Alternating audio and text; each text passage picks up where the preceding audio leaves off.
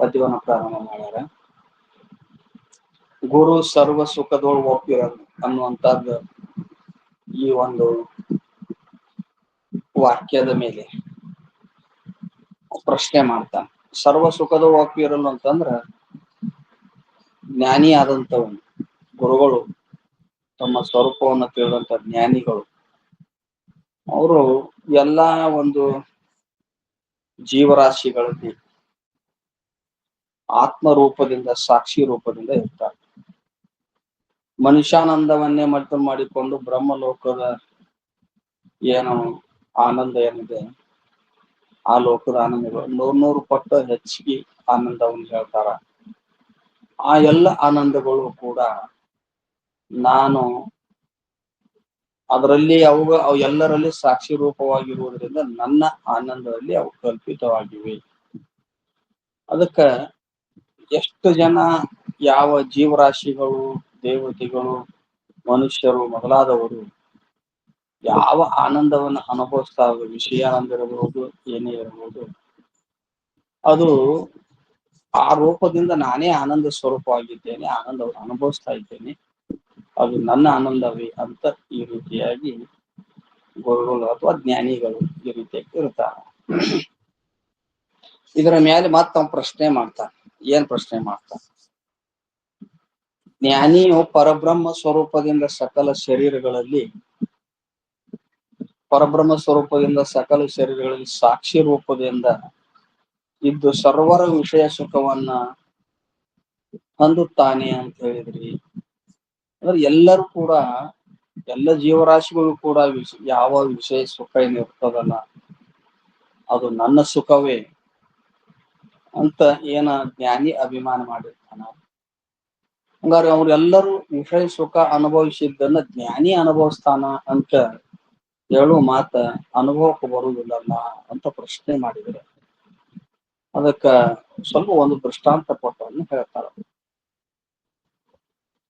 ಇದು ತೈತರಿ ಉಪನಿಷತ್ತಿನೊಳಗ ಆನಂದವಲ್ಲಿಯೊಳಗೆ ಬಂದು ವಿಷಯವನ್ನ ಹೇಳ್ತಾರ. ಅಲ್ಲಿ ಒಬ್ಬ ಯಜಮಾನನಿಗೆ ಒಂದ್ 4-5 ಮಂದಿ ಮಕ್ಕಳು ಇದ್ರು ಅಂತ ತಿಳ್ಕೊಂಡು ಚೆನ್ನಾಗಿ ಅಧ್ಯಯನ ಮಾಡಿದ್ರು, ಪರದೇಶಕ್ಕೆ ಹೋದ್ರು. ಅಲ್ಲಿ ಅವ್ರು ಕೆಲವು ದಿವಸ ಇದ್ದ ಮೇಲೆ ಚಲೋ ಉದ್ಯೋಗವನ್ನು ಹುಡುಕೊಂಡು ಕೋಟ್ಯಾಧೀಶರ, ಸ್ವಂತ ಮನಿ ಮಾಡ್ಕೊಂಡು ಕೋಟ್ಯಾಧೀಶರಾದ್ರು, ಶ್ರೀಮಂತರಾದ್ರು. ಈಗಿನಂಗ ಅವಾಗ ಫೋನ್ ಇದ್ದಿಲ್ಲ, ಪತ್ರಗಳನ್ನ ಕಳಿಸ್ತಾ ಇದ್ರು. ಇಲ್ಲ, ನಾವು ಇಲ್ಲಿ ಬಂದು ಉದ್ಯೋಗ ಹುಡುಕೊಂಡಿದ್ದೇವೆ, ನಾವು ಸ್ವಂತ ಮನಿ ಮಾಡ್ಕೊಂಡೇವಿ, ಕೋಟ್ಯಾಧೀಶರಾಗೇವಿ ಅಂತ ತಂದೆಗೆ ಪತ್ರ ಬರೆದಾಗ ಆ ತಂದೆ ನಾವು ಇಲ್ಲೇ ಅದಾನ ಖರೆ, ಆದ್ರೂ ಕೂಡ ಅವನ ತಂದೆ ಎಷ್ಟು ಅವನಿಗೇನ್ ಅನಿಸ್ತದ ಅಂದ್ರ ಮಕ್ಕಳು ಕೋಟ್ಯಾಧೀಶರಾಗ್ಯಾರ, ಸುಖವಾಗ್ಯದಾರ ಅಂದ್ರೆ ನಾನು ಕೋಟ್ಯಾಧೀಶ, ನಾನು ಶ್ರೀಮಂತ, ನಾನು ಸುಖಿ, ನಾನು ಕೋಟ್ಯಾಧೀಶ ಅಂತ ಅಭಿಮಾನ ಮಾಡುದಿಲ್ಲ. ಮಕ್ಕಳು ಶ್ರೀಮಂತ ಆದ್ರ ಈ ಜಾಯಿಂಟ್ ಫ್ಯಾಮಿಲಿ ಇರ್ತದಪ್ಪ, ಅದು ಒಬ್ಬನ ಮಗ ಇರ್ತಾನ, ಸಾಕಷ್ಟು ಗಳಿಸ್ತಾನ, ಗಳಸಾವ ದುಡ್ಡು ತಂದಿಡ ಬ್ಯಾಂಕ್ನ್ಯಾಗ ಇವ ತಂದೆ ಏನು ಮಾಡಂಗಿಲ್ಲ, ಸುಮ್ಮನೆ ಕುಂಡಿರ್ತಾನ, ಆರಾಮ್ ಊಟ ಮಾಡ್ತಾನ. ಅವಾಗ ಯಾರ ಅವ್ರಿಗೆ ಸೌಕಾರ ಅಂತಂದ್ರೆ ಎಷ್ಟು ಹೆಮ್ಮೆ ಇರ್ತದ, ಹೌದಿಲ್ಲ? ಎಲ್ಲಾ ಮಗನ ಮಾಡ್ತಿರ್ತಾನ ಕರಿ, ನಾ ದೊಡ್ಡ ಶ್ರೀಮಂತರಿ, ನಾ ಸೌಕಾರ ಅಂತ ಅಭಿಮಾನ. ಹಂಗ ಅವರು ತಂದೆ ಯಾವ ರೀತಿಯಾಗಿ ಪತ್ರ ಬಂದಾಗ ಅವ್ರ ಪತ್ರ ಬಂದಾಗ ತನ್ನ ಮನುಷ್ಯನೊಳಗೆ ನಾನು 100 ಕೋಟಿ ಧನಿಕನಾಗಿದ್ದೇನೆ, ಸುಖವಾಗಿದ್ದೇನೆ ಅಂತ ಹೆಂಗ ಅಭಿಮಾನ ಮಾಡ್ತಾನ, ಹಂಗ ಜ್ಞಾನಿಯೂ ಕೂಡ ಆ ರೀತಿಯಾಗಿ ಎಲ್ಲರ ಆ ಸುಖ ಅನ್ನುವಂಥದ್ದು ಯಾವ ವಿಷಯ ಸುಖ ಅನುಭವಿಸಿದ್ರು ಕೂಡ ಅದು ನನ್ನ ಸುಖವೇ ಅಂತ ಅದು ಅಭಿಮಾನ ಮಾಡ್ತಾರೆ. ಆ ತಂದೆ ಆ ಮಕ್ಕಳು ಶ್ರೀಮಂತ ಆಗಿದ್ದಕ್ಕ ಮತ್ತ ಅವರು ಕೋಟ್ಯಾಧೀಶರಾಗಿದ್ದಕ್ಕ, ಸುಖವಾಗಿದ್ದಕ್ಕ ಈ ತಂದೆ ಯಾಕ ಅಭಿಮಾನ ಪಡಬೇಕು? ಅವ್ರು ಅಲ್ಲಿ ಇರ್ತಾರ, ಅವ್ರ ದುಡ್ಡು ಅಲ್ಲಿ ಇರ್ತದ, ಅವ್ರ ಮನಿ ಅಲ್ಲಿ ಇರ್ತದ, ಅವ್ ಇಲ್ಲೇ ಅಭಿಮಾನ ಮಾಡ್ತಾನಲ್ಲ, ಯಾಕೆ ಮಾಡ್ಬೇಕು? ಅವ್ರಿಗೆ ದೇಹ ಸಂಬಂಧ. ಮಕ್ಕಳಿಗೂ ತಂದೆಗೂ ಏನದ ದೇಹ ಸಂಬಂಧ. ಇವ ತಂದಿ ಅವ್ರ ಮಕ್ಕಳು ಅವ್ರ ದೇಹ ಸಂಬಂಧ ಇರುವುದರಿಂದ ನನ್ ಮಕ್ಕಳು ಹಿಂಗಾಗ್ಯಾರ ಅಂದ್ರ ನಂದ ಅದು ನಾನ ಅಂತ ಈ ರೀತಿಯಾಗಿ ದೇಹ ಸಂಬಂಧ ಇರೋದ್ರಿಂದ ಯಾವ ರೀತಿಯಾಗಿ ವಿಮಾನ ಮಾಡ್ತಾನೋ ಹಂಗ ಜ್ಞಾನಿನೂ ಕೂಡ ಎಲ್ಲರ ದೇಹದಲ್ಲಿ ಸಾಕ್ಷಿ ರೂಪದಿಂದ ಅದೇನಿ ಅಂತ ತಿಳ್ಕೊಂಡಿರ್ತಾನಲ್ಲ, ನಾನು ಸಾಕ್ಷಿ ಚೈತನ್ಯ ರೂಪದಿಂದ ಎಲ್ಲರಲ್ಲಿ ಅವೇದ ಸ್ವರೂಪ ಇದ್ದೀನಿ ಅಂತ ಅಭಿಮಾನ. ಅಲ್ಲಿ ಅವನಿಗೆ ದೇಹ ಸಂಬಂಧ ಇರಬಹುದು, ಇಲ್ಲಿ ಇವನಿಗೆ ಚೇತನ ಸಂಬಂಧ. ಏನ್ರಿ, ಎಲ್ಲರಲ್ಲಿ ನಾನು ಸಾಕ್ಷಿ ರೂಪದಿಂದ ನಾನೇ ಇದ್ದೇನಲ್ಲ, ಅವೇದ ರೂಪನಾಗಿದ್ದೇನಲ್ಲ.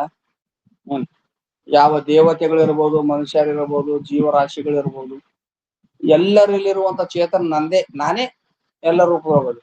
ಹಿಂಗ ಚೈತನ್ಯದಲ್ಲಿ ಅಭೇದ ರೂಪ ಏನು ಸಂಬಂಧ ಇರುವುದರಿಂದ ಅವ್ರು ಯಾವ ವಿಷಯ ಸುಖಗಳನ್ನು ಅನುಭವಿಸಿದ್ರು ಕೂಡ ಅದನ್ನ ನಾನೇ ಅನುಭವಿಸ್ತಾ ಇದ್ದೇನೆ, ಸರ್ವ ಸುಖದಲ್ಲಿ ನಾ ಇದ್ದೇನೆ ಅಂತ ಅಭಿಮಾನ ಮಾಡ್ತಾನ.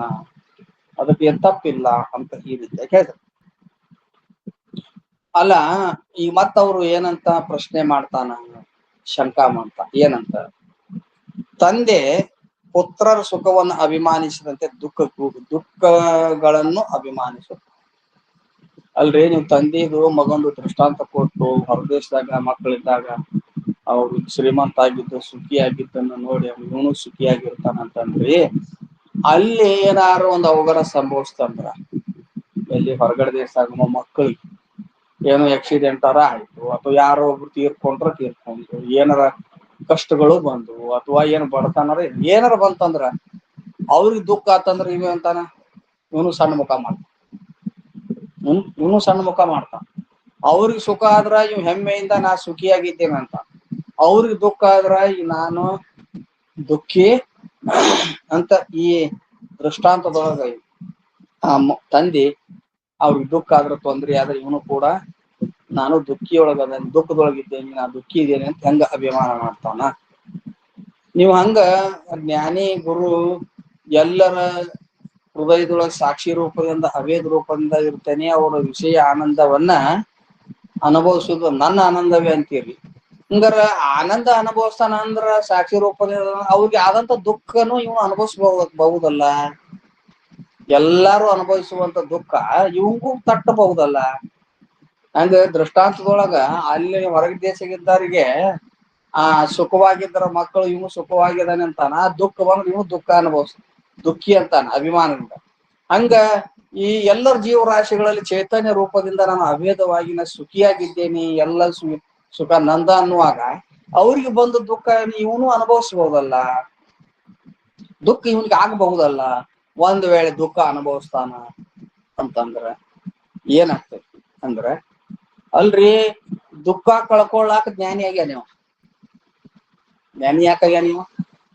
ಅತ್ಯಂತ ದುಃಖದ ನಿವೃತ್ತಿ ಪರಮಾನಂದ ಪ್ರಾಪ್ತಿ ಪ್ರಯೋಜನ ಇಟ್ಕೊಂಡು ಜ್ಞಾನಿ ಆಗ್ಯಾನ. ಜ್ಞಾನಿ ಆದ್ಮೇಲೆ ದುಃಖ ಕಳ್ಕೊಳಕ್ ಜ್ಞಾನಿ ಆದ ಮೇಲೆ ದುಃಖ ಎಲ್ಲ ಹೋಗ್ಬೇಕು. ಮತ್ ಇವ್ ಎಲ್ಲರೂ ಹೃದಯದೊಳಗೆ ಸಾಕ್ಷಿ ರೂಪದಿಂದ ಅದೇನೆ ಅಂತ ಅಂದಾಗ ಅವ್ರ ದುಃಖ ಇವ್ ಅನುಭವಿಸೋದ್ ಪ್ರಸಂಗ ಬಂದ್ರ, ಜ್ಞಾನ ಆದ ಮೇಲೆ ದುಃಖ ಕಳ್ಕೊಳಕ್ ಜ್ಞಾನಿ ಆಗಿ ಮತ್ ಜಾಸ್ತಿ ದುಃಖ ಬಂದ್ರ ನಿಮ್ಮದ ಮೋಕ್ಷ ರೂಪ ಪುರುಷಾರ್ಥ ಎಲ್ಲಿ ಸಿದ್ಧಿ ಆತು? ಈಗ ಜ್ಞಾನ ಆದ್ಮೇಲೆ ಅತ್ಯಂತ ದುಃಖದ ನಿವೃತ್ತಿ ಹೇಳ್ತೀವಿ ನಾವು. ಒಂದ್ ವೇಳೆ ಎಲ್ಲರ ಹೃದಯದೊಳಗ ಸಾಕ್ಷಿ ರೂಪದಿಂದ ಅದನಂದಾಗ ಎಲ್ಲಾರದು ಆನಂದ ಇವಂದೇ ಅಂದಾಗ ಎಲ್ಲಾರು ಅನುಭವಿಸೋ ದುಃಖ ಇವಂದ ಅಂತ ಹೇಳ್ಬೇಕು. ಹೌದ್ರಿ ಆಕತಿ ಅಂತ ಅಂದ್ರ, ನೀ ಜ್ಞಾನ ಆದ ಮೇಲೆ ದುಃಖ ಹೋಗ್ಕತಿ ಅನ್ನೋ ಮಾತು ಎಲ್ಲಿ ಹೋತು? ಮತ್ ಹೆಚ್ಚಿಗೆ ದುಃಖ ಬಂತಲ್ಲ,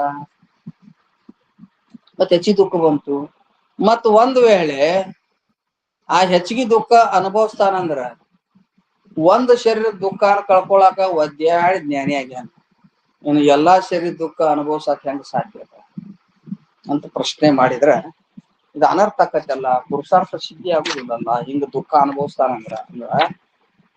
ನೋಡಪ್ಪಾ, ದೃಷ್ಟಾಂತದೊಳಗೆ ಹೇಳಿದ್ದನ್ನ ದಾಷ್ಟಾಂತ ಏಕದೇಶ ಇರ್ತದ್ದು, ಆದ್ರೂ ನಿನಗ ಸ್ವಲ್ಪ ಅದೇ ದೃಷ್ಟಾಂತದಿಂದನ ನಿಮಗೆ ಉತ್ತರ ಕೊಡ್ತೀನಿ ಅಂತ. ಈಗ ಹೊರಗಡೆ ದೇಶದಾಗ ಮಕ್ಕಳು ಇದಾರಲ್ಲ, ಒಬ್ಬ ಧನಿಕರಿಗೆ ಹೇಳಿದ್ರಲ್ಲ ದೃಷ್ಟಾಂತದೊಳಗ, ಹೊರಗಡೆ ದೇಶದಾಗ ಮಕ್ಕಳು ಅದಾರಲ್ಲ, ಅವ್ರದ್ದು ಸುಖ ಅವ್ರದ್ದು ದುಃಖ ನೀವು ಅಭಿಮಾನ ಮಾಡಿ ಅವ್ರಿಗೆ ಸುಖ ಆಯ್ತು ಅಂದ್ರ, ಶ್ರೀಮಂತರಿದ್ರಂದ್ರ ನಾನು ಶ್ರೀಮಂತ ಸುಖಿ ಅಂತಿದ್ದ, ಅವ್ರಿಗೆ ದುಃಖ ಆದ್ರೆ ನನಗೂ ದುಃಖ ಆಗ್ಯದ ನಾ ದುಃಖಿ ಅಂತಿದ್ದ. ಅವ್ರದ್ದು ಮಕ್ಕಳದಷ್ಟ ಯಾಕೆ ಅಭಿಮಾನ ಮಾಡ್ತಾನವ ಅಂದ್ರಿ? ಅವ್ರ ಮಕ್ಕಳದಷ್ಟ ಅಂತಾನ, ಮತ್ತೊಬ್ರು ಬಾಳ ಮಂದಿ ಪ್ರಜೆಗಳಿದ್ರಲ್ಲ ಅವ್ರದ್ದು ಸುಖ ದುಃಖಗಳು ಯಾಕೆ ಇವ್ನಿಗೆ ಆಗುದಿಲ್ಲ? ಏನ್ ಹೇಳ್ತೀರಿ ನೀವು? ಅವ್ರ ದೇಹ ಸಂಬಂಧ ಐತಿ, ಅದಕ್ಕ ಅವ್ನ ತಂದಿಗೆ ಮಕ್ಕಳದ ಸುಖ ದುಃಖ ಇವನಿಗೆ ಅಭಿಮಾನ ಮಾಡಿ ಸುಖಿ ದುಃಖಿ ಅಂತ. ಮತ್ತೊಬ್ರು ಹೊರಗೇನ್ ಯಾರು ಅದಾರಲ್ಲ, ಅವ್ರೇನ್ ತಂದಿ ಮಕ್ಕಳು ಏನ್ ದೇಹ ಸಂಬಂಧ ಇಲ್ಲ, ಅದಕ್ಕ ಅವ್ ಮತ್ತೊಬ್ರು ದುಃಖ ಇವ್ನ ಸಂಬಂಧ ಆಗುದಿಲ್ಲ ಅಂತಾರೇಲಿ ಜನ ಅಂತಾರ. ಹಂಗ ಜ್ಞಾನಿ ಎಲ್ಲರ ಹೃದಯದೊಳ ಸಾಕ್ಷಿ ರೂಪ ಇದ್ಕೊಂಡು ಸುಖ ಅನುಭವಿಸ್ತೇನೆ ಅಂತಾನ. ಆದ್ರ ಅವ್ರ ದುಃಖ ಇವನಿಗೆ ಜ್ಞಾನಿಗೆ ಸಂಬಂಧ ಇಲ್ಲ. ಯಾಕೆ ಸಂಬಂಧ ಇಲ್ಲ? ದುಃಖ ಮಾಯಾ ಸಂಬಂಧದ, ಸುಖ ಆತ್ಮ ಸ್ವರೂಪ. ಇವ ಜ್ಞಾನಿ ಗುರುಗಳು ಜ್ಞಾನಿಗಳು ಅದಾರಲ್ಲ, ಈಗ ಅವರು ಆ ಆತ್ಮ ಸ್ವರೂಪರೇ ಆಗ್ಯಾರ. ಹಂಗಾರ ಆತ್ಮ ಸ್ವರೂಪರಾಗ್ಯಾರ ಅಂದ್ಮೇಲೆ ಆ ಆತ್ಮದ್ದು ಏನೈತಿ ಅಷ್ಟ ಗ್ರಹಣ ಮಾಡ್ತಾರ. ಆದ್ರ ಮಾಯಾದ ಯಾಕೆ ಗ್ರಹಣ ಮಾಡ್ತಾರ ಅವ್ರು? ಅವ್ರ ಮಕ್ಕಳಿಗೆ ಆಗಿದ್ದ ಸುಖ ದುಃಖ ಅಷ್ಟ ಗ್ರಹಣ ಮಾಡ್ತಾನ, ಮತ್ತೊಬ್ರದ್ದು ಯಾಕೆ ಗ್ರಹಣ ಮಾಡ್ತಾನ? ಗ್ರಹಣ ಮಾಡಂಗಿಲ್ಲ ಅವ. ಈ ದುಃಖ ಅನ್ನುವಂಥದ್ದು ಆತ್ಮಂದ ಅಲ್ಲದ, ಮಾಯಾಂದ ಐತೆ. ಏನ್ರಿ? ಮಾಯಾಂದ ಐತೆ ಅದು. ಮಾಯಾ ದುಃಖ ಮಾಯಾ ಸ್ವರೂಪ ಅದ. ಅಂದ್ರೆ ಮಾಯಾ ಜ್ಞಾನಿ ಸ್ವರೂಪನು, ಅವ್ ಚೇತನಕ್ಕೆ ಸಂಬಂಧಪಟ್ಟಿದ್ದನು ಅಲ್ಲ. ಅದಕ್ಕೆ ದುಃಖ ಮಾಯಾದ್ದು ಅಂತೇಳಿ ಆ ದುಃಖದಲ್ಲಿ ಅಭಿಮಾನ ಪಡಂಗಿಲ್ಲ. ಸುಖದಲ್ಲಿ ಮಾತ್ರ ಅಭಿಮಾನ ಪಡ್ತಾನ. ಯಾಕ? ಚೈತನ್ಯವೇ ಸುಖ ಸ್ವರೂಪ ಅದ. ಚೈತನ್ಯದಕ್ಕ ಅವಂಗ ಅಭೇದ ರೂಪ ಸಂಬಂಧ. ಎಲ್ಲರ ಹೃದಯದೊಳಗ ಚೈತನ್ಯದ ಏನೈತಲ್ಲ ಅಲ್ಲಿ ಅಭೇದ ರೂಪ ಸಂಬಂಧ ಇರೋದ್ರಿಂದ ಮಾಯಾ ಏನ ದುಃಖ ಏನು ಮಾಯಾ ಸ್ವರೂಪ ಐತೆ ಅದನ್ನ ದೂರ ಸರಿಸ್ಬಿಡ್ತಾರ. ಸಂಬಂಧ ಇಲ್ಲ ಅಂದ್ರೆ ದುಃಖ ಇಲ್ಲ, ಅಭಿಮಾನ ಮಾಡಂಗಿಲ್ಲ ಅವ. ಈಗ ತಾನೇ ಜ್ಞಾನಿ ಆಗೋಕ್ಕಿಂತ ಪೂರ್ವದೊಳ ದೇಹದಲ್ಲಿ ತಾದಾತ್ಮ್ಯ ಸಂಬಂಧ ಇತ್ತೋ ಇಲ್ಲೋ? ಜ್ಞಾನ ಆಗೋಕ್ಕಿಂತ ಪೂರ್ವ ಅಜ್ಞಾನ ಅವಸ್ಥೆ ಒಳಗ ದೇಹದಲ್ಲಿ ತಾದಾತ್ಮ್ಯ ಸಂಬಂಧ ಇತ್ತು. ಆ ತಾದಾತ್ಮ್ಯ ಸಂಬಂಧ ಇದ್ದಾಗ ಈ ಶರೀರಕ್ಕ ಏನಾದ್ರೂ ದುಃಖ ಆದ್ರ ನನಗಾಗೈತಿ ಅಂತ ಬಹಳ ದುಃಖ ಅನುಭವಿಸಿದ್ದ. ಜ್ಞಾನ ಆದ್ಮೇಲೆ ದೇಹಕ್ಕ ಭಿನ್ನವಾಗಿ ಸಾಕ್ಷಿ ಇದ್ದೀನಿ ಅಂತ ದೃಢ ಜ್ಞಾನ ಆತ. ಅವಾಗ ಈ ಶರೀರಕ್ಕೆ ದುಃಖ ಬಂದ್ರೆ ಮೊದಲನೇಷ್ಟು ದುಃಖ ಪಡುವುದಿಲ್ಲ, ಅನುಭವಿಸ್ತಾನ. ಇಲ್ಲ ನಂಗಿಲ್ಲ, ಸಾಕ್ಷಿ ಭಾವದಿಂದ ಅನುಭವಿಸ್ತಾನ. ಇದು ಶರೀರಕ್ಕೆ ಬಂದ ದುಃಖಪ್ಪ, ಇದು ಪ್ರಾರಬ್ಧ, ಯಾವ್ದು ಕರ್ಮ ಮಾಡೈತೆ ಅದು ಅನುಭವಿಸ್ತದ ಅಂತ. ನೋವು ಬರ್ಬೋದು, ಆದ್ರ ಅಜ್ಞಾನ ಅವಸ್ಥೆಯೊಳಗೆ ಯಾವ ರೀತಿ ತಾದಾತ್ಮ್ಯ ಇದ್ದಾಗ ದುಃಖ ಮಾಡ್ಕೊಂತಿದ್ದ ಅಷ್ಟು ದುಃಖ ಇರಂಗಿಲ್ಲ. ಸಾಕ್ಷಿ ಭಾವದಿಂದ ಇರ್ತಾನ. ಬರೀ ತನ್ನ ಶರೀರದನ ಜ್ಞಾನ ಆದ ಮೇಲೆ ತನ್ನ ಶರೀರಕ್ಕೂ ಅವನಿಗೆ ಭಿನ್ನತೆ ಬಂದಿರ್ತಾವ, ತಾದಾತ್ಮ್ಯತೆ ಇರಂಗಿಲ್ಲ. ಹೌದಲ್ಲ? ಇನ್ನು ಎಲ್ಲಾ ಶರೀರಗಳಲ್ಲಿ ಸಾಕ್ಷಿ ರೂಪದಿಂದ ನಾ ಅದೇನೆ ಅಂತಂದಾಗ ಮಾಯಾ ಅನ್ನುವಂಥ ದುಃಖ ಅನ್ನೋದು ಮಾಯಾ ಸ್ವರೂಪ ಅದ, ಅದು ಮಾಯಾ ನಂದು ಅಲ್ಲಲ್ಲ ಅಂತ ತಿಳ್ಕೊಂಡು ಎಲ್ಲಾರ್ದು ದುಃಖ ಅವನು ಸ್ವೀಕಾರ ಮಾಡೋದಿಲ್ಲ. ಎಲ್ಲಾರ್ದು ದುಃಖದಲ್ಲಿ ತಾನು ಅಭಿಮಾನ ಪಡುವುದಿಲ್ಲ. ಎಲ್ಲಾರ್ದು ವಿಷಯ ಸುಖರ ಅನುಭವಿಸ್ಲಿ ಅಂದ್ರೆ ಯಾವುದೇ ಸುಖ ಅನುಭವಿಸ್ಲಿ ಅದು ನನ್ನ ಆತ್ಮ ಸುಖವೇ ಅಂತ ಅಭಿಮಾನ ಪಡ. ಯಾಕ? ವಿಷಯ ಸುಖವು ಕೂಡ ಆತ್ಮದ ಸ್ವರೂಪದ ಸುಖವೇ ಅಲ್ಲಿ ತೋರ್ತದೆ, ಆತ್ಮಾನಂದವೇ ವಿಷಯಗಳಲ್ಲಿ ತೋರ್ತದೆ ಅಂತ. ಈ ರೀತಿಯಾಗಿ ಅವ ಬೇಕಾದನ್ನಷ್ಟ ಗ್ರಹಿಸ್ತಾನ, ಬ್ಯಾಡದನ್ನ ಕೈ ಬಿಡ್ತಾನ. ಈಗ ಒಮ್ಮದ ದುಂಬಿ ಭ್ರಮರ ಹೂವಿಗೆ ಅದು ಹಾರಾಡ್ತಿರ್ತದೆ, ಕೇವಲ ಮಕರಂದ ಮಾತ್ರ ಗ್ರಹಣ. ಈಗ ಒಬ್ಬ ಇವದಾನ ಸಾಧಕ ಅದಾನ, ಸಾಧನಾ ಮಾಡೋ ಪ್ರಸಂಗದ ತಂತಿ ಭಿಕ್ಷಾ ಮಾಡ್ತಾನ. ಅವಾಗ ಅವ್ ಮನಿಗೆ ಮುಂದೆ ಹೋಗಿ ಭಿಕ್ಷಾಂದೇಹಿ ಅಂತೇಳಿ ಭಿಕ್ಷಾ ಬಿಡುವಾಗ ಮನೆಯ ಜಗಳ ನಡೆದಿತ್ತಪ್ಪ. ಮನ್ಯಾಗ ಜಗಳ ನಡೆದ್ರ ಆ ಜಗಳಕ್ಕೆ ಏನ್ರ ಸಂಬಂಧ ನಾನು ಇಲ್ಲ. ತನಗೇನ್ ಬೇಕಟ್ಟು ಗ್ರಹಣ ಮಾಡ್ತಾನ, ಜಗಳ ತಮ್ಮ ಅವ್ರ ಮನ್ಯಾಗ ಬಿಟ್ಟು ಬಂದ್ಬಿಡ್ತಾನು.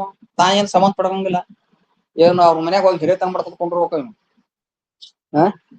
ಅದಕ್ಕ ನಾವು ಬಾಳ ಹುಷಾರಿಯಾಗಿರ್ಬೇಕು. ಹೌದಿಲ್ಲ? ಲೌಕಿಕರನ್ನ ಎಷ್ಟು ಹಚ್ಕೋಬೇಕು ಅಷ್ಟು ಹಚ್ಕೋಬೇಕು. ಅವ್ರ ಮನ್ಯಾಗ ಹೋಗಿ ಹಿರಿಯತನ ಮಾಡ್ಕೊಂಡು ಕುಂಡ್ರಬಾರ್ದಲ್ಲ. ಹೌದಿಲ್ಲ? ಸಾಧಕ ಲಕ್ಷಣ ಅಲ್ಲ ಅಂತ. ಈ ರೀತಿಯಾಗಿ ಯಾವ ರೀತಿಯಾಗಿ ಆ ಭಿಕ್ಷುಕ ಆ ಒಂದು ಒಂದು ಕೇವಲ ತನಗ್ ಬೇಕಾದದ್ದು ಗ್ರಹಣ ಮಾಡಿ ಬ್ಯಾಡದನ್ನು ಬಿಡ್ತಾನ, ಹಂಗ ಸರ್ವಾತ್ಮ ರೂಪದಿಂದ ಸಾಕ್ಷಿ ರೂಪದಿಂದಂತ ಜ್ಞಾನಿ ಗುರು ಕೇವಲ ತನ್ನ ಆತ್ಮ ಸಂಬಂಧವಾದ ಸುಖ ಏನೈತಿ ಅದರಲ್ಲಿ ಅಭಿಮಾನ ಮಾಡ್ತಾನ. ಮಾಯಾ ಸಂಬಂಧಿಯಾದಂತ ದುಃಖವನ್ನ ಅಭಿಮಾನ ಮಾಡೋದಿಲ್ಲ. ಯಾಕೆ ಮಾಡಿದ್ರು ಅದು ಅವಂದಲ್ಲ ಅಂತ ಈ ರೀತಿ ಹೇಳಿ ಇನ್ನು ಹೇಳ್ತಾನ. ಜ್ಞಾನಿ ಮಾಯಾ ಸಂಬಂಧಿ ದುಃಖವನ್ನ ಗ್ರಹಣ ಮಾಡದೇ ಇದ್ರು ಏನ್ರಿ, ಜ್ಞಾನಿ ಮಾಯಾ ಸಂಬಂಧಿ ದುಃಖವನ್ನು ಗ್ರಹಣ ಮಾಡದೇ ಇದ್ರು ಕೂಡ ಎಲ್ಲ ಶರೀರಗಳಲ್ಲಿ ಸಾಕ್ಷಿ ರೂಪದಲ್ಲಿ ಇರುವುದರಿಂದ ಎಲ್ಲರ ಅಂತಃಕರಣದಲ್ಲಿರುವ ಕಾಮ ಕ್ರೋಧಾದಿಗಳು ಅಂದ್ರೆ ಒಂದೊಂದು ದೇಹದ ಅಂತಃಕರಣದೊಳಗ ಕಾಮ ಕ್ರೋಧಾದಿಗಳು ಇರ್ತಾವ. ಅಂತಃಕರಣ ಪರಿಶುದ್ಧಿ ಇಲ್ಲ ಕಾಮ ಕ್ರೋಧಾದಿಗಳು ಇರ್ತಾವ. ಆಯಾ ದೇಹಕ್ಕೆ ಸಂಬಂಧಪಟ್ಟ ಪುಣ್ಯ ಪಾಪಗಳು ಇರ್ತಾವ. ಸೂಕ್ಷ್ಮ ಶರೀರದಲ್ಲಿರುವಂತ ಪುಣ್ಯ ಪಾಪಗಳು, ಕಾಮಾದಿ ವಿಕಾರಗಳು ನೀವು ಸಾಕ್ಷಿ ರೂಪದಲ್ಲಿ ಇರ್ತಾನಂದ್ರ ಆ ಎಲ್ಲಾರ ದೇಹದೊಳಗಿರುವಂತ ಪುಣ್ಯ ಪಾಪಗಳನ್ನ, ಕಾಮಾದಿ ವಿಕಾರಗಳನ್ನ ಇವೆಲ್ಲ ಅವ ಸಂಬಂಧ ಪಡಿಸ್ಕೋಬಹುದಲ್ಲ. ನೋಡ್ರಿ, ಅವು ಪುಣ್ಯ ಪಾಪಗಳು ಅಥವಾ ಮನೋಸಂಬಂಧಿಗಳಾದಂತ ಕಾಮಾದಿ ಗುಣಗಳು ಇವು ಸ್ಪರ್ಶ ಮಾಡಬಹುದಲ್ಲ ಜ್ಞಾನಿಗೆ. ಯಾಕ? ಎಲ್ಲರ ಹೃದಯದೊಳಗೆ ಜ್ಞಾನಿ ಸಾಕ್ಷಿ ರೂಪದಿಂದ ಅಂದ್ಮೇಲೆ ಆಯಾ ಶರೀರದೊಳಗೆ ಏನೇನು ದುರ್ಗುಣಗಳದಾವ, ವಿಕಾರಗಳದಾವ, ಅವೆಲ್ಲವೂ ಜ್ಞಾನಿಗೆ ಸ್ಪರ್ಶ ಮಾಡಬಹುದಲ್ಲ.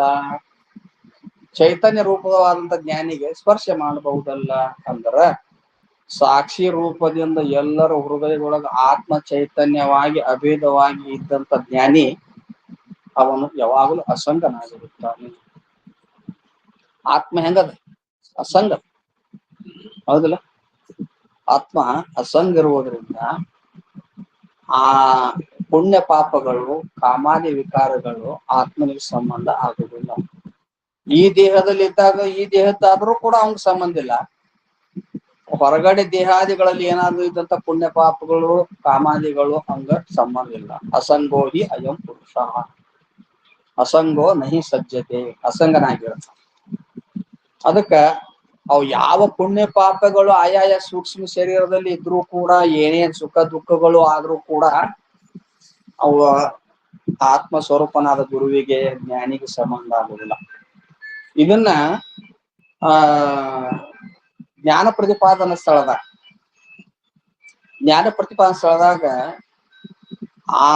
ಏನಂತಾರ ಅವರು, ಆವ ಬಾಧೆಯನ್ನು ಉಂಟು ಮಾಡಲಾರದು ಅಖಿಳ ಭೋಗಾವಲಂಬನದೋ ಇರಿ ಶಿವಯೋಗಿಗೆ.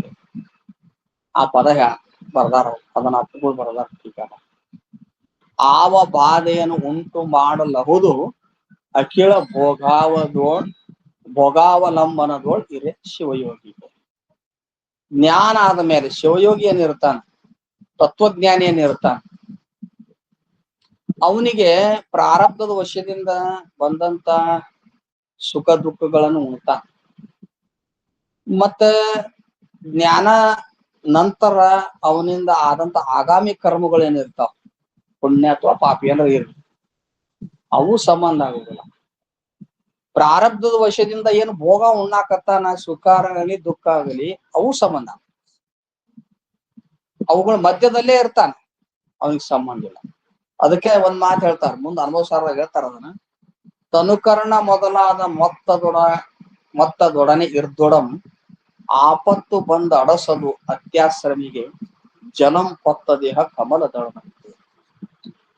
ತನುಕರ್ಣ ಮೊದಲಾದ ಮೊತ್ತದೊಡನೆ ಇರ್ದೊಡಂ, ಈ ಶರೀರಾದಿಗಳ ಮಧ್ಯದಲ್ಲಿ ಸಾಕ್ಷಿ ರೂಪದಿಂದ ಜ್ಞಾನಿ ಇದ್ದರೂ ಕೂಡ ಏನ್ರಿ, ಆಪತ್ತು ಬಂದ ಅಡಸೋದು ಅಂದ್ರ ಆ ಸೂಕ್ಷ್ಮ ಶರೀರದಲ್ಲಿರುವಂತ ಪುಣ್ಯ ಪಾಪಗಳು, ಕಾಮಾದಿಗಳು ಸುಖ ದುಃಖಗಳು ಯಾವ ಸಂಬಂಧ ಆಗುವುದಿಲ್ಲ. ಯಾಕೆ ಆಗುವುದಿಲ್ಲ? ಅವನು ನಿರ್ಲೇಪನಾಗಿರುವುದು, ಅಸಂಗನಾಗಿರುವುದು. ಜಲಂ ಪತ್ತದಿಹ ಕಮಲದಳದಂತೆ ಪದ್ಮಪತ್ರ ಮೀವಾಂಬಸ ಅಂತಾರ. ನೀರಾಗ ಇರ್ತದ ಕಮಲದಳ, ಮ್ಯಾಲ ನೀರ್ ತಗೊಳಲ್ಲ, ಮ್ಯಾಲ ಒಣಗಿದ್ದಿರ್ತದ. ಮತ್ ಎಷ್ಟದ ನೀರಾಗಿದ್ರು ಅದು ಒಳಂಗಿಲ್ಲ, ಅದ್ರ ಆಯುಷ್ಯ ಮುಗಿ ಮಠ. ಅದೇ ಬ್ಯಾರೆ ಎಲ್ಲಿನ ನೀರಾಗ ಹೋಗಿರಿ ನೀವು 2 ದಿನದಾಗ ಅಂದ್ರ ಹೌಸ್ ಕಟ್ತಾವ, ಹೊಳಿತೈತಿ. ಆದ್ರ ಕಮಲದ ದಳ ನೋಡ್ರಿ ಹೆಂಗಿರ್ತದೆ. ಹಂಗ ಜ್ಞಾನಿ ಈ ಸಂಸಾರದೊಳಗ ಎಲ್ಲರೂ ಹೃದಯದೊಳಗ ಸಾಕ್ಷಿ ರೂಪದಿಂದ ಇದ್ರು ಕೂಡ ಅಸಂಗನಾಗಿರುವುದು, ಆ ಸಂಬಂಧ ಇಲ್ಲ. ಅದಕ್ಕೆ ಹೇಳ್ತಾ ಪ್ರವಿ ಸರ್ವ ಸಾರವನ್ನು ಸವಿದು ವಾಯು ಸಕನು ಅಖಿಳ ವಸ್ತುಗಳ ಏನಂತಾರ ಅವರು ರವಿ ಸರ್ವಸಾರವನ್ನು ಸವಿದು ನಾನಾ ವಸ್ತು ನಿವಹವನ್ನು ಉಂಡು ವಾಯು ಸಖನ್ ಏನ್ರಿ ಪವನವು ಎಲ್ಲವನ್ನು ಮೈ ಸೋಕಿ ಶುಚಿ ಎನಿಸಿದಂತೆ ಅವಿಭೇದ ರೂಪ ತತ್ವಜ್ಞಾನಿಗೆ. ನೋಡಿ, ರವಿ ಸರ್ವಸಾರವನ್ನು ಸವಿದು ದೃಷ್ಟಾಂತ ಕೊಡ್ತಾನೆ. ಈಗ ಮಳೆಗಾಲದಾಗ ಮಳಿ ಎಲ್ಲಿ ಸಾಕಷ್ಟು ಮಳಿ ಆತಂದ್ರ ಒಂದ್ ಚಲೋ ಹೊಲದಾಗ ನೀರ್ ನಿಂತಿರ್ತದ. ಕೊಳಚಿ ಏನ್ ಇರ್ತಾವಲ್ಲ ಸ್ಲಮ್ ಏರಿಯಾ ಇರ್ತಾವಲ್ಲ, ಗಲೀಜ್ ಏರಿಯಾ, ಅಲ್ಲಿನೂ ನೀರ್ ನಿಂತಿರ್ತಾವ. ಆಮೇಲೆ ಚಲೋ ವರ್ತಿಯೊಳಗ ಎರಿ ಮಣ್ಣಾಗನು ನೀರ್ ನಿಂತಿರ್ತಾವ. ಸ್ವಲ್ಪ ಚಳಿಗಾಲ ಅಥವಾ ಬ್ಯಾಸಿಗೆ ಬಂತು ಅಂದ್ರ ಅವ್ ಬ್ಯಾಸಗಿ ಬಿಸಿಲಾಗ ಸೂರ್ಯ ತನ್ನ ಉಷ್ಣ ಕಿರಣದಿಂದ ಎಲ್ಲ ನೀರಿನ ಅಂಶವನ್ನು ಹೀರ್ಕೊತಾನ. ರವಿ ಸರ್ವಸಾರವನ್ನು ಸವಿದು ಹೀರ್ಕೋತಾನ. ಮಲಿನ ನೀರಿನ ಅಂಶನು ಹೀರ್ತಾನ, ಅದು ಶುದ್ಧ ನೀರಿನ ಅಂಶವನ್ನು ಹೀರ್ತಾನ. ಆ ಮಲಿನ ನೀರಿನ ಅಂಶ ಹೀರ್ಯಾನ ಅಂತ ತಿಳ್ಕೊಂಡ್ರು, ಆ ರವಿಯ ದೇವತೆ ಅಲ್ಲ, ಅವ ಸೂರ್ಯ ದೇವತೆ ಅದ. ಅವನ ದೇವತ್ವಕ್ಕೆ ಏನಾದ್ರೂ ಭಂಗ ಬಂತು, ಯಾರ್ದದ ಫೋನು?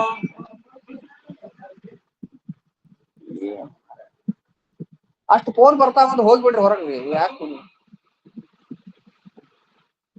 ಈಗ ಸೂರ್ಯ ಚಲೋ ನೀರನ್ನು ಹೀರ್ತಾನ, ಮಲಿನವಾದ ನೀರನ್ನು ಹೀರ್ತಾನ. ಮಲಿನವಾದ ನೀರನ್ನು ಹೀರ್ದಾಗ ಮಲಿನ ಆಗಿಲ್ಲಲ್ಲ, ಅದಲ್ಲ. ಅವನು ದೇವತ್ವಕ್ಕೆ ಏನಾರ ಭಂಗ ಬಂತನು? ಸೂರ್ಯ ಮಲಿನ ನೀರನ್ನ ಹೀರ್ಯಾನ, ಅವನ್ ಮಲಿನತ್ವ ಬಂದದ, ಅವನ್ ಯಾಕೆ ಪೂಜೆ ಮಾಡ್ಬೇಕಂತಾರನ? ಯಾರು ಅಂತಾರ ಪೂಜೆ ಮಾಡ್ಬಾರ್ದಂತಾರನ? ಪೂಜೆ ಮಾಡ್ತಾರೆ. ರವಿ ಸರ್ವರ ಸಾರವನ್ನು ಸರಿ ವಾಯು ಸಕನು ನಾನಾ ನಿವಹ ವಸ್ತುವನ್ನು ನಲಿದುಂಡು. ವಾಯು ಸಕ ಅಂದ್ರೆ ಯಾರು?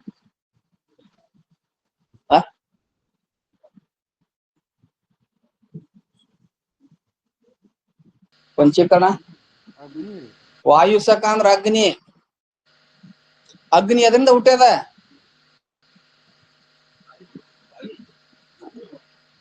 ಪಂಚೀಕರಣ ಎಲ್ಲಾ ಪಂಚೀಕರಣ ಏನು ಕುಡಿಯ ಪಾಠ ಮಾಗೆ ಸಪಾಟ ಎಲ್ಲ ನೆನಪಲ್ಲ. ಈಗ ಒಂದು ಶಬ್ದ ಹಾಕ್ಯಾರ, ಅಲ್ಲ ಅಗ್ನಿಯಿಂದ ಏನ್ ಹುಟ್ಟ್ಯದ? ಅಗ್ನಿದ ಏನ್ ಹುಟ್ಟ್ಯದ? ಅಗ್ನಿಯಿಂದ ಜಲ ಹುಟ್ಟೈತಿ. ಆ ವಾಯುವಿನಿಂದ ಅಗ್ನಿ ಹುಟ್ಟ್ಯದ. ವಾಯುವಿನಿಂದ ಅಗ್ನಿ ಹುಟ್ಟ್ಯದ, ಅಗ್ನಿಯಿಂದ ಜಲ ಹುಟ್ಟ್ಯದ. ಎರಡರ ಮಧ್ಯದೊಳಗೆ ಏನದ? ಅಗ್ನಿ. ಮತ್ತ ಅದಕ್ಕೂ ಸಂಬಂಧ ಆಗೈತಿ, ಇದಕ್ಕೂ ಸಂಬಂಧ ಆಗೈತಿ. ಅಗ್ನಿ ಜಲಕ್ಕೂ ಸಂಬಂಧ, ಅಗ್ನಿ ವಾಯುವಿಗೆ ಸಂಬಂಧ. ಹೌದಿಲ್ಲ? ವಾಯು ತಂದೆ ಆಗ್ಯದ, ಆ ಜಲಕ್ಕ ಅಗ್ನಿ ತಂದೆ ಆಗ್ಯದ. ಹೌದಿಲ್ಲ? ನಡು ಮಧ್ಯದಲ್ಲಿ ಅದ. ಆದ್ರ ವಾಯು ಸಕ ಅಂತ ಶಬ್ದ ಯಾಕೆ ಹಾಕಿದ್ರು? ಜಲ ಸಕ ಅನ್ಬೇಕಾಗಿತ್ತಲ್ಲ, ಜಲ ಸಂಬಂಧ ಅಂತ ಹೇಳ್ಬೇಕಾಗಿತ್ತಲ್ಲ. ವಾಯು ಸಂಬಂಧ ಅಂತ ಸಕ ಅಂತ ಯಾಕೆ ಹಾಕಿದ್ರು?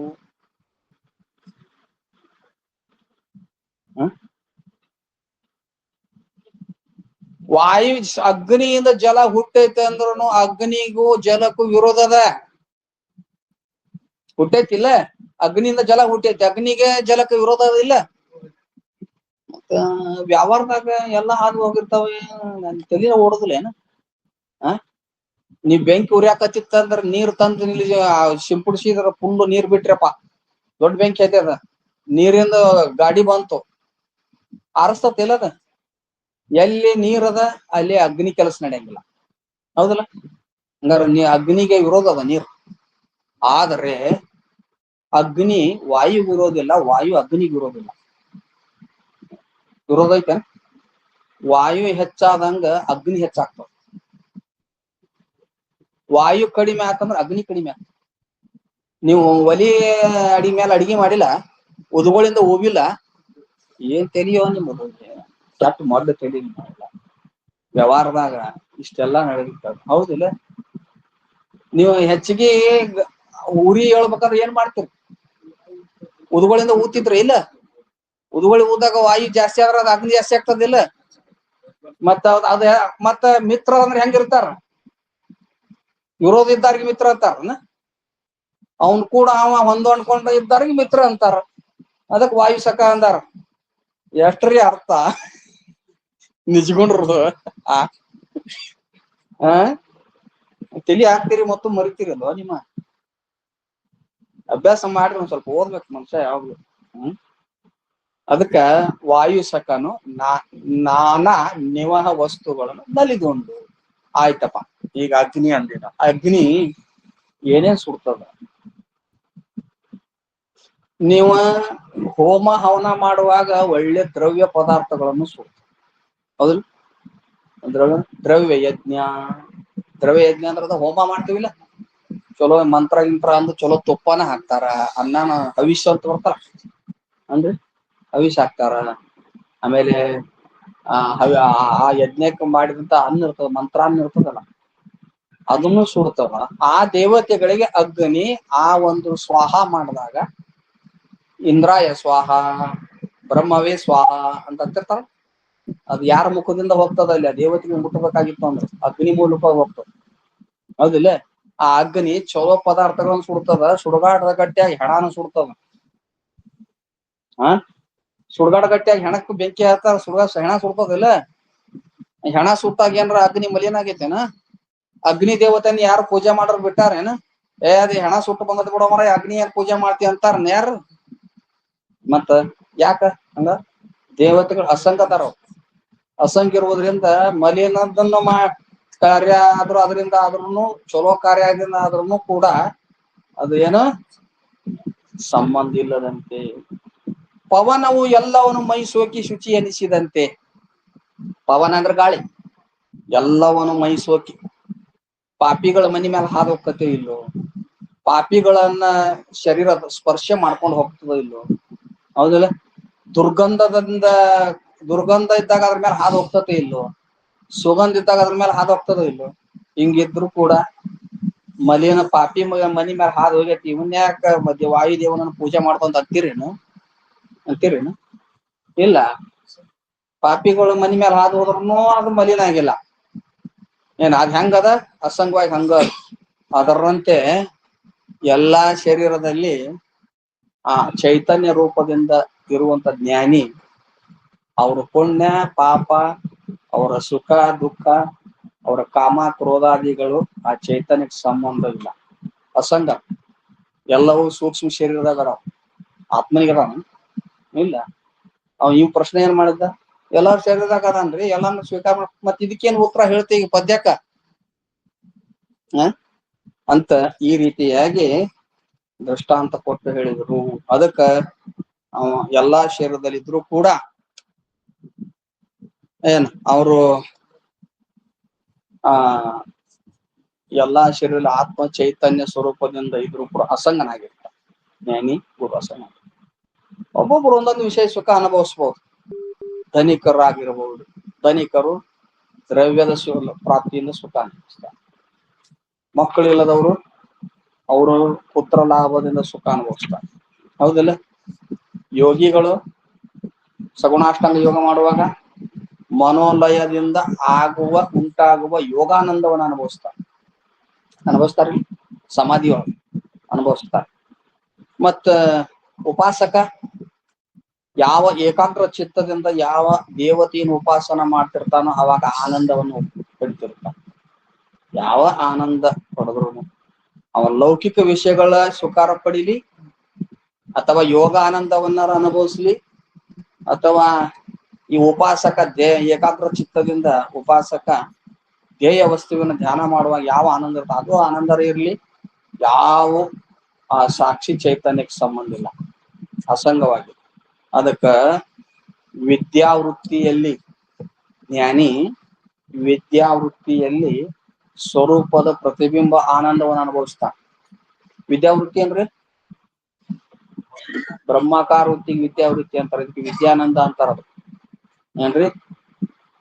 ಅದಕ್ಕ ವಿದ್ಯಾನಂದ, ಅಷ್ಟ ಆನಂದಗಳಲ್ಲಿ ಒಂದು ವಿದ್ಯಾನಂದ ಅಂತಾರ ಏನ್ರಿ?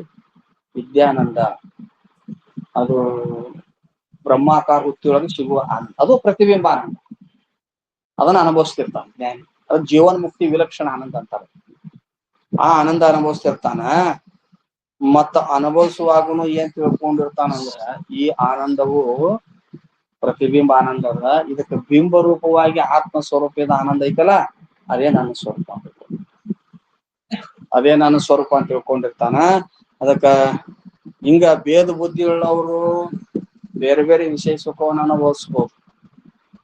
ಸಾಧನಾ ಮಾಡುವವರು ಯೋಗಾನಂದಾದಿಗಳ ಅನುಭವಿಸ್ಬೋದು.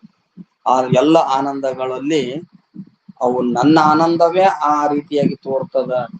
ಸುಖವೇ ನಿಜ ಸುಖವೇ ನಿಖಿಳ ಎನಿಸದೆ ಏಕಮುಖವಾಗಿರು ಎನ್ನೋದು ಅಂದ್ರೆ ಏಕಮುಖವಾಗಿರು ಅನ್ನೋದು ಅಂತ ಹೇಳ್ಕೊಂತ ಹೋಗ್ತಾರ. 8 ಆನಂದಗಳು ಹೇಳ್ತಾರ. ಅದಕ್ಕ ಅದು ಈ ರೀತಿಯಾಗಿ ಸರ್ವ ಸುಖದಲ್ಲಿ ಗುರುಗಳು ಇದ್ದಾಗ ಅಂದ್ರೆ ವಿದ್ಯಾನಂದವನ್ನು ಅನುಭವಿಸುವ ಪ್ರಸಂಗದಲ್ಲಿ ಸರ್ವ ಸುಖದೊಳಗಿರೋದಂದ್ರೆ ವಿದ್ಯಾನಂದವನ್ನು ಅನುಭವಿಸುವುದು. ಬ್ರಹ್ಮಾಕಾರ ವೃತ್ತಿಯೊಳಗ ಏಕಾಂತದೊಳಗ ಶಾಂತ ವೃತ್ತಿಯೊಳಗ ಆನಂದ ಅನುಭವಿಸ್ತಿರ್ತಾನೆ. ಅಂತ ಆನಂದದಲ್ಲಿ ಇದ್ದುಕೊಂಡಾಗ ಒಬ್ಬ ಓರ್ವ ಶಿಷ್ಯ ಒಬ್ಬನೊಬ್ಬ ಮುಮುಕ್ಷು ಒಂದು ಏನೋ ಒಂದು ನಾನು ತನ್ನನ್ನು ತಾನು ತಿಳಿಬೇಕು, ನಾನು ಜ್ಞಾನ ಮಾಡ್ಕೋಬೇಕು ಅಂತೇಳಿ ಗುರುಗಳ ಹತ್ರ ಬಂದು ನಮಸ್ಕಾರ ಮಾಡ್ತಾನ. ಹೆಂಗ ನಮಸ್ಕಾರ ಮಾಡ್ತಾನ? ಸಾಷ್ಟಾಂಗ ನಮಸ್ಕಾರ ಮಾಡ್ತಾನ. ಸಾಷ್ಟಾಂಗ ನಮಸ್ಕಾರ ಮಾಡಿ ಆಮೇಲೆ ಗುರುಗಳಿಗೆ ಪ್ರಶ್ನೆ ಮಾಡ್ತಾನವ. ಗುರುಗಳು ಪ್ರಶ್ನೆ ಮಾಡ್ತಾನಂತೀರಿ, ಗುರುಗಳ ಲಕ್ಷಣಾರ ಏನು? ಯಾರಿಗ್ ಗುರುಗಳು ಅನ್ಬೇಕು? ಗುರು ಅನ್ನುವ ಗುರು ಪದಕ ಅರ್ಥ ಏನು ಅಂದ್ರ ಈ ಗುರುಗಳ ಲಕ್ಷಣವನ್ನು ಇದ್ರಾಗ ಹೇಳ್ತಾರ. ಏನ್ರಿ? ನಿಜವಾದ ಗುರುಗಳು ಅಂದ್ರೆ ಏನು? ತತ್ವಜ್ಞಾನ, ಶ್ರೋತ್ರಿಯತ್ವ ಮತ್ತು ಬ್ರಹ್ಮನಿಷ್ಠತ್ವ ಎರಡೂ ಇರು. ಬ್ರಹ್ಮನಿಷ್ಠತ್ವ ಇದ್ರೆ ತಾನೇನೋ ಮುಕ್ತನಾಗುತ್ತಾನ. ಉತ್ತಮ ಅಧಿಕಾರಿಗೆ ಜ್ಞಾನ ಮುದ್ರೆಯಿಂದ ಜ್ಞಾನ ಮಾಡಿ ಕೊಡಬಹುದು. ಆದ್ರೆ ಶ್ರೋತ್ರಿಯತ್ವ ಬೇಕಾಗ್ತದ. ಮಂದ ಅಧಿಕಾರಿಗೆ, ಕನಿಷ್ಠ ಅಧಿಕಾರಿಗೆ ಸಂಶಯ ಬಂದ್ರ ನಿವಾರಣೆ ಮಾಡಾಕ ಬೇಕಾಗ್ತದ. ಅದಕ್ಕ ಗುರುಗಳು ಅನ್ನುವಂಥವ್ರು ಬಹಳ ರೀತಿ ಗುರುಗಳನ್ನ ನಿಜಗೊಂಡ್ರು ಹೇಳಿದ. 6 ಪ್ರಕಾರದ ಗುರುಗಳನ್ನ ಜ್ಞಾನ ಪ್ರತಿಪಾದಿಸ್ತಾರ ಹೇಳ್ಯಾರ. ಪರಮಾನುಭವದೊಳಗು 8 ಪ್ರಕಾರ ಗುರುಗಳನ್ನ ಹೇಳಿದಾರ. ಅದಕ್ಕ ಈ ಗುರುಗಳನ್ನ ಯಾರಿಗ ಅನ್ಬೇಕ್ರಿ ಅಂದ್ರ ಅದನ್ನ ಹೇಳ್ತಾರ ಅವರು. ಕರುಣ ಸತ್ಕಲೆ ಶಾಸ್ತ್ರ ಪರಿಣತೆ ನಿರಾಸೆ ಸೌಂದರತೆ ಸುಮುಖತ್ವ ಸುಗುಣ ಸುಜ್ಞಾನಗಳು ಇರಲ್ ಅವನೇ ಸೇವೆ ಗುರುವಕ್ಕೂ. ಇಷ್ಟು ಲಕ್ಷಣಗಳನ್ನ ಹೇಳ್ಯಾರ. ಇಷ್ಟು ಲಕ್ಷಣಗಳನ್ನ ಇದ್ಕೊಂಡು ಯಾರು ಇರ್ತಾರ ಅವರಿಗೆ ಅವರೇ ಮುಮುಕ್ಷುಗಳಿಂದ ಸೇವಿಸಲಿಕ್ಕೆ ಅಥವಾ ಮುಮುಕ್ಷಗಳಿಂದ ಸೇವೆ ಮಾಡಿಸಿಕೊಳ್ಳಲಿಕ್ಕೆ ಯೋಗ್ಯ ಗುರುಗಳು. ಗುಕಾರಸ್ಯ ಅಂಧಕಾರ ಋಕಾರ ತೇಜ ಉಚ್ಯತೆ ಅಂಧಕಾರ ವಿನಾಶತ್ವಾತ್ ಗುರುವಿದ್ಯೆ ವಿಧೀಯತೆ. ಅಜ್ಞಾನವೆಂಬ ಅಂಧಕಾರವನ್ನ ಜ್ಞಾನವೆಂಬ ಬೆಳಕಿನಿಂದ ಯಾವ ನಾಶ ಮಾಡ್ಕೊಂಡಾನೋ ಕಳ್ಕೊಂಡಾನೋ ಅವ್ರಿಗೇನೆ ಗುರು ಅನ್ನಬೇಕು ಅಂತ ಗುರುಗಳ ಲಕ್ಷಣ ಹೇಳಿದ್ರು. ಅವರಲ್ಲಿ ಮೊದಲು ಕರುಣಾ ಅನ್ನುವಂಥದ್ದು ಇರಬೇಕು ಅಂತ. ಕರುಣಾ ಮೊದಲಾದವುಗಳ ಶಬ್ದಗಳ ತಾತ್ಪರ್ಯ ಏನು ಅಂದ್ರ ಆ ವಿಷಯವನ್ನು ಮತ್ತೆ ನಾಳೆ ಹೋಗ್ಬೇಕು. ಶ್ರೀರಾಮ್ ಕೃಪಾ ಅಂತ ವಿಷಯ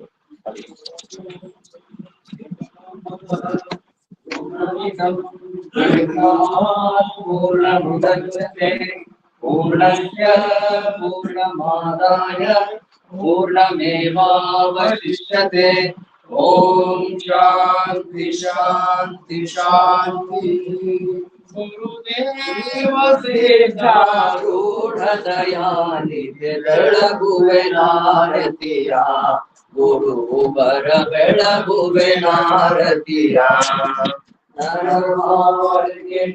ಬರ ಪಂಚಾಕ್ಷರಿ ಮಂತ್ರವ ಬೋಧಿಸಿದೆ ಗುರುವರ ಮಂತ್ರವ ಬೋಧಿಸಿದೆ ನಿರ್ಘೋರ ಕಾಲನ ಬಾಧೆಯ ಬಿಡಿಸೋ ಉಪಾಯವ ತೋರಿಸಿದೆ ಉಪಾಯವ ತೋರಿಸಿದೆ ಉತ್ತಮರಿಗೆ ನಿಜ ತತ್ವಂ ವಾಕ್ಯವ ಬೋಧಿಸಿದೆ ಗುರುವರ ವಾಕ್ಯವ ಬೋಧಿಸಿದೆ